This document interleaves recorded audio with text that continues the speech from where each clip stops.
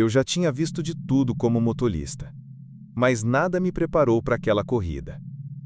Meu nome é Marcos, tenho 35 anos e rodo por Belo Horizonte há 5 anos. Sempre no turno da noite. Mais dinheiro, mais corridas e, claro, mais loucura.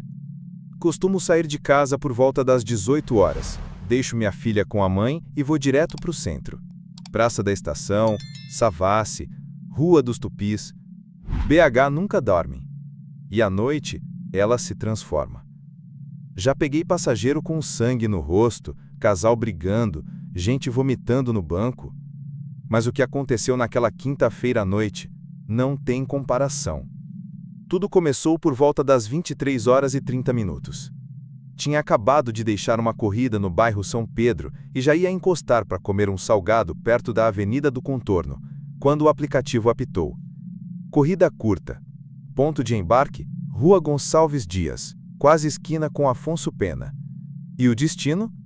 Motel Le Baron, no Barreiro. Já achei estranho. Um casal, essa hora, indo pro Le Baron. Mas a grana era boa. Aceitei na hora. Estacionei onde o app indicava, e logo vi um casal se aproximando. Ela estava de vestido justo vermelho, maquiagem pesada. Ele de camisa social e boné à barreta. Mas quando ele se aproximou mais, meu coração gelou. Era o Diego, meu parceiro de infância. Trabalhamos juntos numa empresa de segurança anos atrás. Perdi o contato quando virei motorista, mas reconheceria aquele jeito marrento em qualquer lugar. Fingi que não vi. Tava escuro e ele não parecia me reconhecer. Talvez o boné, talvez a pressa. Mas a mulher ao lado dele não era a esposa dele. E isso eu sabia bem. A esposa dele, a Marcela, era enfermeira no Hospital João 23. Já peguei ela 2 vezes como passageira. Uma mulher tranquila, de fala mansa. E a mulher que entrou no meu carro, com ele, não era ela. Ele abriu a porta de trás para ela, e depois entrou do outro lado. Lebarão, mano, mas sem pressa. Só assenti com a cabeça. Liguei o som baixinho. Mas por dentro, já estava começando a suar frio. A noite estava quente. Pegamos a Avenida Afonso Pena, cortamos pela Contorno e seguimos em direção ao Barreiro. Eles cochichavam, riam, se beijavam no banco de trás, e eu ali tentando focar na direção, enquanto lembrava do churrasco na casa do Diego, há poucos meses. A Marcela me servindo refrigerante, o filho deles correndo no quintal. Ele falando como ela era guerreira, que segurava as pontas quando ele estava desempregado. E agora, ele ali, traindo ela na minha cara, no meu carro. Comecei a pensar em como isso poderia piorar. E piorou. Faltando 2 quarteirões para o motel, a mulher pediu: "Para aqui rapidinho, amor, preciso comprar um remédio."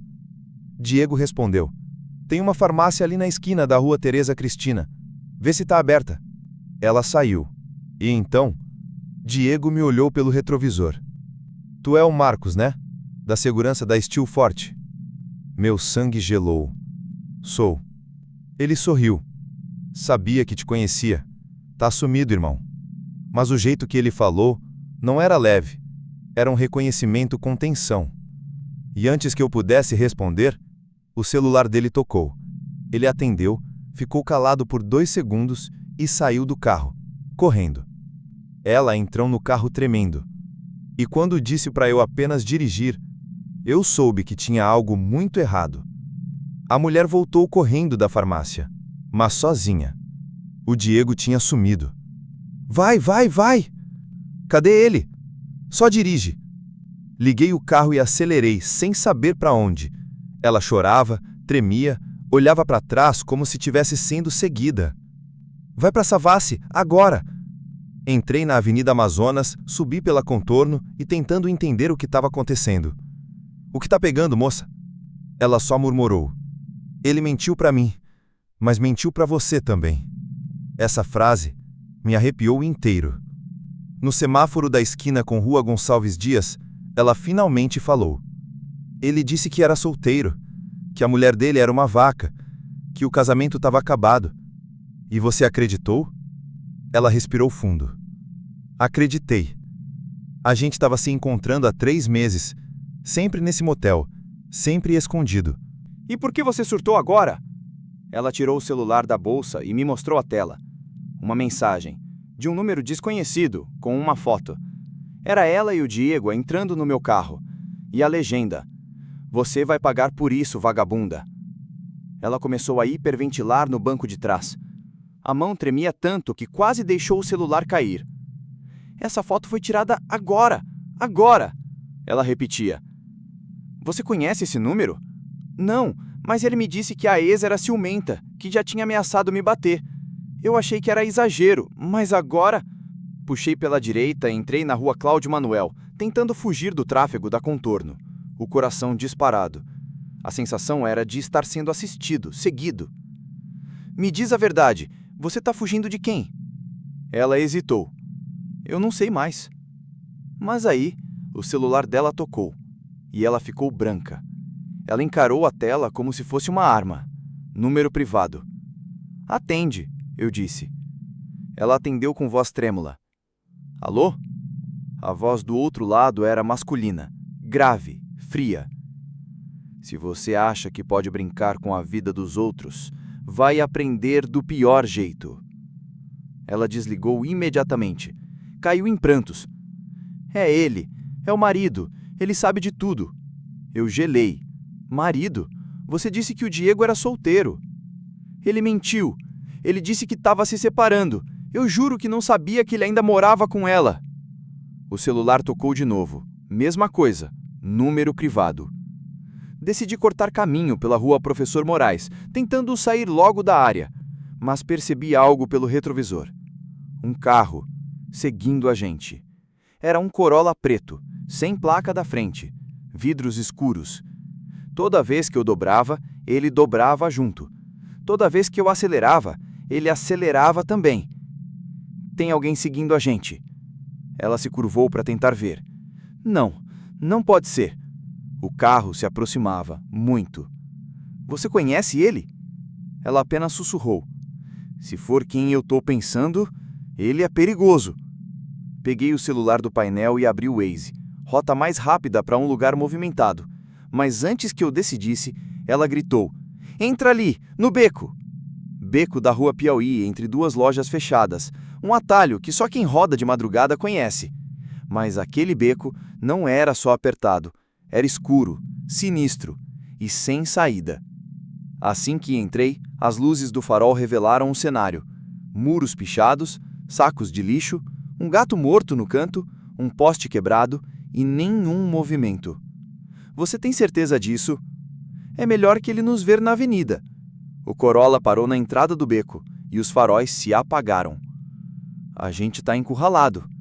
Ela olhou para mim com olhos arregalados. "Você tem arma?" "Eu sou motorista de Uber. Tenho uma filha de 8 anos. Eu tenho medo até de andar com chave de fenda no carro." O tempo congelou. O único som era o da nossa respiração. E então, alguém bateu na janela. Bati a cabeça no teto de susto. Ela gritou. Do lado de fora, um homem, de capuz, rosto encoberto, batendo na janela com algo metálico. "Desce do carro, vagabunda!" Ela começou a chorar. Eu tranquei as portas, engatei a ré. Mas não dava, o Corolla tinha fechado o beco. A voz do homem era baixa, mas firme. "Eu só quero conversar. Desce e a gente resolve." Ela gritou de novo. "É o irmão dela, o ex dela. Ele surtou quando descobriu do caso." "Por que você me meteu nisso?" "Porque se ele reconhece você, talvez não faça nada. Você é homem, é motorista. Eu pensei que..." "Você pensou errado." E aí, o cara levantou o capuz e eu vi o rosto. Era o marido da Marcela. Era o próprio Diego. Ele tinha dado a volta, trocado de roupa e agora estava do lado de fora com um pedaço de ferro na mão. "Desce do carro, Marcela. A gente precisa conversar." Marcela? A mulher no banco de trás era a esposa dele. Fiquei paralisado. "Você é a esposa dele?" Ela só respondeu com um soluço, confirmando. "E quem era a outra mulher que ele me apresentou como esposa?" "A amante." Ele tinha mentido para os dois lados. E agora, a traição tinha virado um triângulo infernal. O Diego bateu com força na lataria. Você não entendeu? Abre essa porta! Ela gritou. Se aproximar, eu grito por socorro. Ele ergueu o ferro e, nesse instante, minha única reação foi acelerar com tudo. O carro bateu de frente no Corolla que bloqueava a saída. Um impacto seco. Capô amassado, airbag quase abrindo, mas conseguimos escapar. Pegamos a avenida novamente e saímos em disparada pela Avenida Afonso Pena, em direção à rodoviária de BH. Por que ele fez isso? Eu gritei. Porque ele descobriu que eu sabia da amante e que ia expor tudo. Ela puxou uma mochila e tirou um tablet. Nele, fotos, vídeos, prints de conversas, provas de traição, chantagem, até prints de conversas com menores. O caso era muito maior do que eu pensava.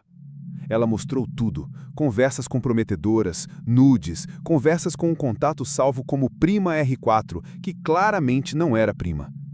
Eu ia entregar tudo para a polícia, mas antes queria encarar ele de frente. E achou que fazer isso num carro de Uber era o melhor plano. Era o único jeito de ver a reação dele e de ter alguém para testemunhar se desse merda. Você me usou. Eu tentei proteger você, Marcos. Você me jogou no meio de um barril de pólvora e agora ele tá solto e armado. Ela baixou a cabeça. Silêncio. Mas no fundo, eu sabia. Aquela história ainda não tinha acabado. Chegamos na rodoviária de BH. Parei perto do portão B, onde geralmente tem movimento e câmeras. Você vai descer? Não, se ele me ver aqui, ele me mata. Então você quer que eu te leve onde? Ela pensou. Muito.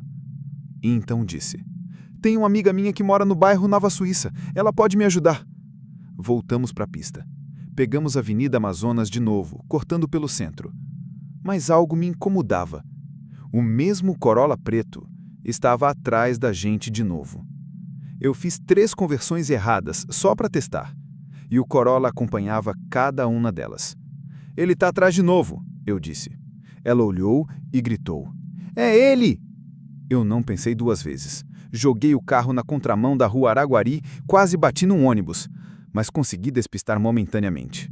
Ele não vai parar até te pegar. Ele sabe que vou entregar as provas. E você acha que só você corre risco? Eu também tô nisso agora. Por isso mesmo, você não pode me abandonar. Meu estômago virou. Eu tinha virado parte da história. Pegamos um desvio pela Rua dos Timbiras, entrando depois na Avenida Barbacena, tentando nos afastar do centro. O trânsito ainda estava pesado, mesmo sendo quase 1 da manhã. Você confia nessa sua amiga? Ela é enfermeira, trabalha no turno da noite no Hospital Felício Rocco. Ela deve estar em casa agora. E você acha que ele não sabe onde ela mora? Eu não contei nada para ninguém, só disse que ia dar um tempo. Ele nem sabe que ela existe. Respirei fundo. O retrovisor seguia limpo. Nenhum carro atrás. Se ele aparecer lá, eu não vou conseguir proteger você. Ela não respondeu. Mas nesse silêncio, ela encostou a testa no vidro e começou a rezar. Chegamos na rua Desembargador Barcelos, no Nova Suíça, uma rua tranquila, cheia de prédios residenciais antigos. Era uma espécie de zona neutra de BH. Estacionei em frente ao número 472. Ela hesitou antes de abrir a porta. Obrigada, Marcos. Se eu sair viva dessa, te devo mais do que você imagina. Só toma cuidado. Isso não acaba aqui. Ela saiu. Bateu a porta. Eu fiquei parado, assistindo ela tocar o interfone do prédio. A luz do hall acendeu. E então, um estalo alto. Algo quebrou o para-brisa do meu carro. Do nada. Uma pedra. Jogada com força. Virei rápido para trás. E ali, no fim da rua, o Corolla preto, com Diego do lado de fora. De novo. Não esperei. Liguei o carro e saí encantando o pneu pela rua. Mas antes de virar a esquina, olhei pelo retrovisor. Ele estava correndo na direção do prédio. E na mão dele tinha uma arma. Fiz o retorno mais rápido da minha vida. Subi na calçada, voltei para o prédio e buzinei com força. A amiga da Marcela abriu a porta do prédio na hora que ele subia os primeiros degraus. Entra, agora! Gritei. Marcela correu, entrou de volta no carro. Eu dei ré e saí em disparada. Diego atirou. O vidro traseiro estilhaçou. Marcela gritou, mas ninguém foi atingido. Só o medo e o trauma. Dirigimos em rumo, pela Ave Raja Gabaglia, descendo depois até o anel rodoviário. A gente precisa da polícia. E se ele tiver algum contato lá dentro? Ele já saiu de BO antes. Você quer o quê, então?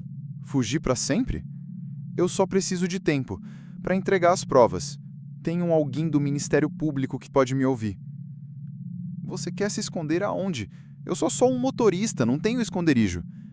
Ela olhou para mim, séria. E se a gente sair da cidade? Agora? Tem ônibus para São Paulo essa hora? Pensei por 2 segundos e virei bruscamente na direção da rodoviária de Belo Horizonte. Chegamos na rodoviária por volta de 1h40 da manhã. O local estava mais vazio do que o normal, mas ainda havia ônibus saindo. Consegui parar próximo à plataforma 6. Vai, compra a passagem! Ela desceu correndo. Eu fiquei no carro, olhando para os lados, vigiando cada canto. E foi ali, naquele silêncio cheio de paranoia, que senti meu celular vibrar. Mensagem de um número desconhecido. Você se meteu onde não devia. Agora aguenta. Era o Diego.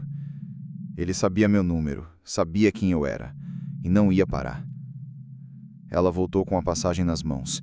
Próximo ônibus para São Paulo, saída às 2h05 da manhã. Você vai comigo? Claro que não. Você está em perigo também. Tenho uma filha, um emprego, uma vida. Ela abaixou a cabeça. Concordou em silêncio. Tem um policial no guichê da aviação. Fale com ele quando entrar. Obrigado, Marcos. Você salvou minha vida hoje. Ela me deu um abraço rápido, com os olhos molhados, e entrou no terminal.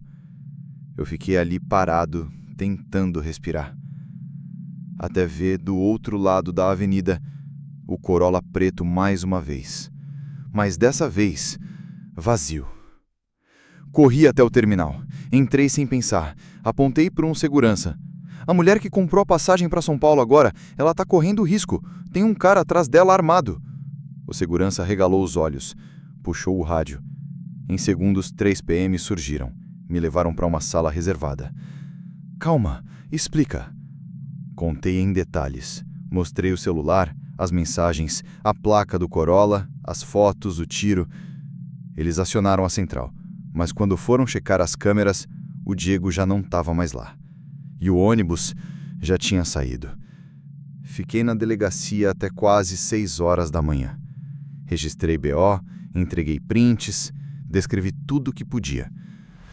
Me aconselharam a mudar a placa do carro, rodar menos, evitar o turno da noite por uns dias, mas uma coisa me atormentava. Se o Diego sabia meu número, ele sabia meu nome, sabia minha cara, sabia minha vida.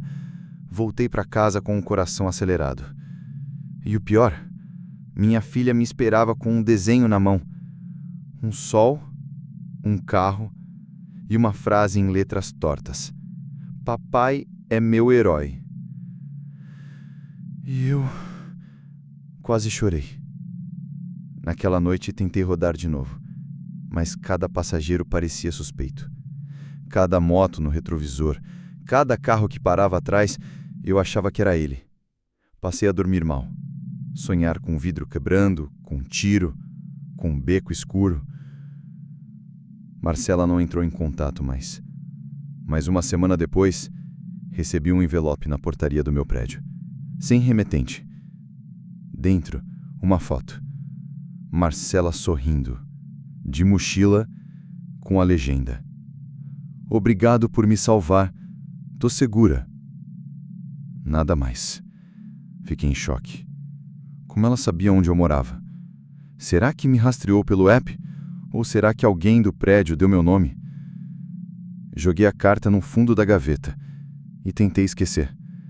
Mas é impossível esquecer algo assim. Traição, mentira, arma, perseguição, tiro. E tudo isso por causa de uma corrida. Na semana seguinte, pedi licença do aplicativo. Fiquei 1 mês fora. Mas as contas apertaram. A vida chamou. Voltei. E na primeira corrida, quando o passageiro entrou e disse: Pode só dirigir, sem perguntas. Eu tremi. A voz do passageiro era calma, mas firme. Jovem, uns 30 e poucos anos. Camisa social. Óculos solas, mesmo à noite. Olhei no retrovisor. Ele não tirava os olhos do celular. Destino: Rua da Bahia, 2916, Lourdes. Uma corrida curta, mas meu coração acelerou como se fosse atravessar o Brasil. Não era o Diego, eu tinha certeza. Mas a postura dele, o pedido seco, sem perguntas, me jogou de volta naquela madrugada. Minha mão tremia no volante. Liguei o carro, comecei a dirigir, e o filme todo passou de novo na minha cabeça. As ruas estavam vazias. Quando entrei na rua Curitiba, a mesma do beco onde tudo começou, senti um aperto no peito. E se aquela história não tivesse acabado? E se a Marcela nunca tivesse conseguido entregar aquelas provas? E se ele tivesse descoberto onde ela foi parar e agora quisesse me usar como moeda de troca? O passageiro continuava mudo. Quando paramos no sinal da rua Aimorés, ele falou: "Você já pegou corrida perigosa, motorista?" Engoli seco. "Algumas." Ele sorriu. "Então você entende." E desceu. Sem dizer mais nada. Naquela noite decidi parar cedo. Estacionei em frente à Praça Raul Soares, onde costumo pegar sinal de celular melhor, e fechei o app. Peguei o celular. Nenhuma mensagem da Marcela. Nada. Como se ela nunca tivesse existido. Fui até a galeria perto da Avenida Olegário Maciel, comi um pastel e voltei para o carro. E lá tinha um bilhete preso no para-brisa. "Você não deveria ter se metido." Era a letra dele, aquela letra torta, nervosa. Eu lembrava do tempo de colégio. Olhei para todos os lados. Nenhum carro, nenhum sinal. Mas ele estava por perto. Corri para casa, passei sinal vermelho, quase bati numa moto. Tranquei tudo. Fechei janela, apaguei luz, desliguei o Wi-Fi, encostei a cama na porta do quarto. Liguei para a delegacia. Falei com o mesmo agente que me atendeu no dia do BO.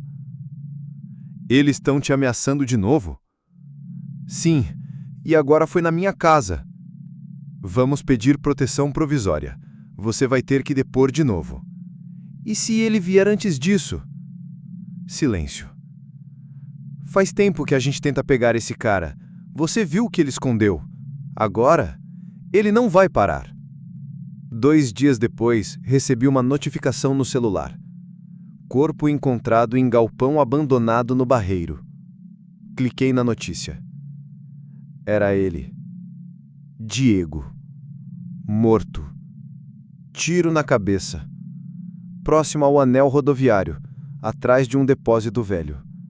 Sem carteira, sem celular, sem nada. A perícia dizia que podia ter sido execução, ajuste de contas, mas ninguém tinha certeza. Nenhuma testemunha, nenhuma câmera, só ele, caído, sozinho. Marcela nunca mais apareceu. A polícia nunca localizou. Nenhum documento, nenhuma denúncia formal, nem mesmo passagem por rodoviária. Era como se ela tivesse evaporado. Mas eu sabia que ela estava viva. Aquele bilhete, a foto, o sorriso, ela era inteligente demais para morrer daquele jeito. Ela desapareceu antes que o caos explodisse. Talvez tenha entregado as provas, talvez tenha sumido para sempre. Mas uma coisa era certa: ela sobreviveu. E o Diego? Não. Voltei a trabalhar com cuidado. Troquei de carro, mudei de bairro. Rodo agora mais na Pampulha, longe do centro. Mas tem noite que eu acordo suando, com o som do vidro estilhaçando na minha cabeça. Tem corrida que me dá vontade de recusar só pelo nome do passageiro. E todo dia, checo 2 vezes o retrovisor antes de parar. Não é medo, é memória. Tem corrida que passam. E tem corrida que nunca terminam. Às vezes me pego olhando a mochila da minha filha, pensando no desenho que ela me deu. Papai é meu herói. Mas será que fui mesmo? Fiquei calado quando vi a traição, entrei numa guerra que não era minha, quase morri e ainda deixei alguém escapar. Mas tem uma coisa que eu aprendi naquela noite. Às vezes ser herói é só não virar vilão e sobreviver. Tem corrida que termina no destino e tem corrida que nunca mais sai da sua cabeça. Às vezes penso se faria tudo de novo. Talvez sim. Talvez não. Talvez eu só tenha a sorte de ainda estar aqui contando essa história. A pior parte não foi a traição, nem o tiro, nem a perseguição. Foi olhar nos olhos dela e perceber que ela não sentia culpa nenhuma, nem remorso. Ela estava em paz no meio do caos, como se tudo aquilo fosse necessário, e talvez fosse mesmo. De vez em quando, rodo de madrugada só para distrair. Já passei por todos os lugares daquela noite. A Rua Gonçalves Dias, o Motel Le Baron, o beco da Rua Piauí. Nada mudou. Só eu. Agora, eu nunca mais abaixo a guarda, porque qualquer passageiro pode carregar uma história assim, e eu já estive dentro de uma. E você? Teria ajudado ela? Ou teria parado o carro e ido embora na hora? Comenta aqui embaixo. Eu quero saber o que você faria. Se essa história te prendeu até aqui, deixa o like, se inscreve e ativa o sininho, porque a próxima história vai te deixar sem ar. E não esquece de compartilhar com alguém que já passou por uma situação parecida. Porque a cidade é grande, mas os segredos dela cabem dentro de um carro. Na próxima corrida, eu levei um cara até a casa da esposa, mas quando chegamos lá, ela estava com outro. E ele estava armado. Você não vai acreditar no que aconteceu depois.